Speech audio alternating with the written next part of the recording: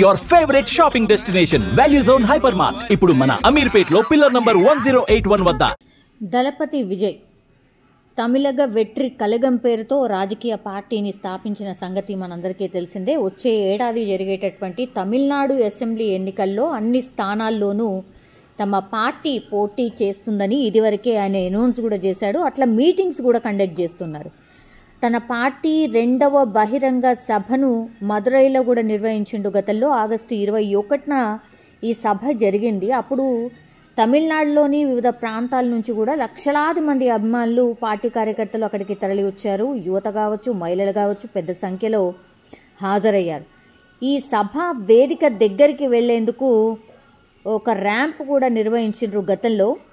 So అభివాదం చేస్తూ ఆ ర్యాంప్ పై నడుచుకుంటూ వెళ్తూ వేదిక దగ్గరికి చేరుకున్నాడు విజయ్. అయితే ఆయన వేదిక దగ్గరకు వెళ్తుండగా చాలామంది ర్యాంప్ ఎక్కి విజయ్ దగ్గరికి రావడానికి ప్రయత్నం చేసిరు. అప్పుడు బౌన్సర్లు వారిని అడ్డుకున్న సిట్యువేషన్, ర్యాంప్ నుంచి కిందికి కూడా దోసేసిరు.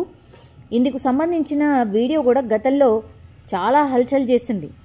ఈ సమావేశం తర్వాత కూడా హీరో విజయ్తో పాటుగా ఆయన బౌన్సర్లపై కూడా ఫిర్యాదు చేశారు కొంతమంది.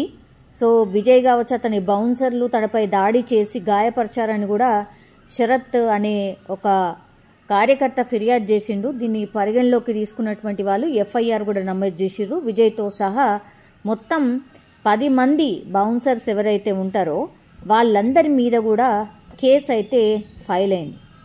ఇది ఒకవైపు ఉండుండగా ఇప్పుడు నెక్స్ట్ ఇయర్ ఆయన పార్టీ రాబోతోంది కాబట్టి పూర్తి స్థాయిలో ఆయన చాలా బిజీగా సభలు, సమావేశాలు నిర్వహిస్తున్నాడు. అందులో భాగంగా ఈరోజు కూడా తమిళనాడులోని కరూర్లో ఒక సభ జరిగింది. అందరితోని ఆ సభలో మాట్లాడుతున్నటువంటి టైంలోనే తొక్కిసలాట చోటు చేసుకుంది. అత్యంత బాధాకరం. స్పాట్లోనే 2 చనిపోయినట్టుగా మనకున్నటువంటి సమాచారం తెలుస్తోంది. అట్లాగే చాలామందికి గాయాలైనటువంటి పరిస్థితి. ఇప్పుడు ఎవరైతే విషమంగా ఉన్నటువంటి పరిస్థితిలో ఉన్నారు వాళ్ళ పూర్తి స్థాయిలో వాళ్ళని దగ్గరలో ఉన్నటువంటి హాస్పిటల్కి తరలించే లోపు ఇంకో 8 మంది, అంటే మొత్తంగా చూస్తే ఈ సమావేశానికి వచ్చినటువంటి వాళ్ళు ఎక్కడైతే తొక్కిసలాట జరిగిందో అందులో ఇప్పటికే మనకున్నటువంటి ఇన్ఫర్మేషన్ ప్రకారం 10 మంది చనిపోయారు. సో టీవీకి అధినేత విజయ్ నిర్వహించినటువంటి ఈ మీటింగ్లో ఒక్కసారిగా తొక్కిసలాట జరిగింది. చాలామందికి గాయాలైన వాళ్ళని కూడా ఆసుపత్రికి తరలించినటువంటి పరిస్థితి. సో ఇప్పుడు ఎవరికైతే ఈ గాయాలయ్యాయో వాళ్ళందరికీ కూడా ట్రీట్మెంట్ చేస్తున్న సిట్యువేషన్లో చాలామందికి కూడా విషమంగా ఉంది పరిస్థితి.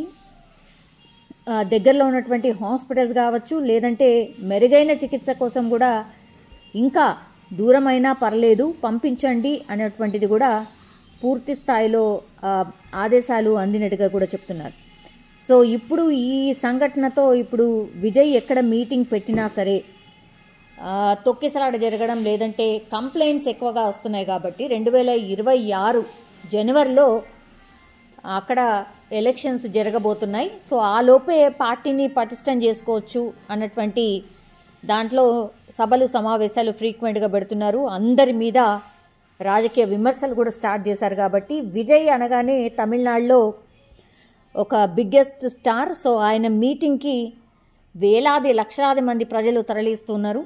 కానీ సెక్యూరిటీ వైజ్గా కావచ్చు, అక్కడ ఏవైతే అరేంజ్మెంట్స్ చేయాలో వాటిలో లోటు ఉన్నట్టుగా స్పష్టంగా అర్థమవుతోంది. ఎందుకంటే ఎక్కడ మీటింగ్ పెట్టినా ఇట్లాంటి న్యూసెన్సే క్రియేట్ అవుతోంది అనేది కూడా పోలీసులు కావచ్చు, అక్కడ ఉన్నటువంటి కార్యకర్తలు, అభిమానులు ఎవరైతే ఈ మీటింగ్స్కి హాజరవుతున్నారో వాళ్ళకు కూడా గాయాలు అవ్వడం, తొక్కిసలాట జరగడం, లేకపోతే బౌన్సర్లు పూర్తిగా విజయ్ని స్టేజ్ మీదకి తీసుకెళ్లేటప్పుడు, లేకపోతే వచ్చేటప్పుడు, వెళ్ళేటప్పుడు గాయాలు అవుతున్నటువంటి సిట్యువేషన్, కంప్లైంట్స్ చాలా ఎక్కువగా నమోదవుతున్నాయి. ఇప్పుడు వీటన్నిటిని పరిగణలోకి తీసుకున్న తర్వాత మరి సభలు, సమావేశాలని కూడా మరి బ్యాన్ చేసే అవకాశం ఉంది అనేటువంటిది కూడా మనకున్నటువంటి సమాచారం. సో ఒక్కసారిగా విజయ్ ఈరోజు తమిళనాడు కరూరులో నిర్వహించినటువంటి సభలో తొక్కిసలాట జరగడం, అందులో పెరుగుతున్నట్టు స్పష్టంగా అర్థమవుతుంది. ఎందుకంటే మృతుల సంఖ్య ఇప్పుడు 29కి చేరుకుంది.